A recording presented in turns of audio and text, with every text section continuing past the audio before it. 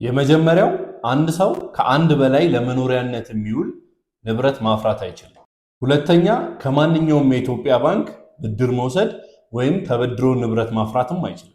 ሶስተኛ ንብረቱን ለማፍራት የሚጠቀምበት ገንዘብ ግዴታ በውጭ ምንዛሬ በህጋዊ መንገድ ወደ ኢትዮጵያ መግባት አለበት። እነዚህ ሶስት ነጥቦች መንግስት ኢትዮጵያ ውስጥ ንብረት ማፍራት ለሚፈልጉ የውጭ ዜጎች ካስቀመጣቸው መስፈርቶች ውስጥ ናቸው። መስቀል ፍላወር ጋዜቦ አደባባይ አካባቢ 166 ካሬ ባለ 3 መኝታ ከተጨማሪ ሰራተኛ ክፍል ጋር ያለው አፓርትመንት በከፊል ግንባታ በ6.2 ሚሊዮን ብር፣ በሙሉ ግንባታ በ7.9 ሚሊዮን ብር ቅድመ ክፍያ፣ ቀሪውን 70% ከ6 ወር እስከ 1 ዓመት መክፈል ወይም 50%ቱን እኛው ራሳችን ከባንክ ጋር እናያይዝላችኋለን። ለበለጠ መረጃ በወሌ ባለው አድራሻ ደውሉልኝ።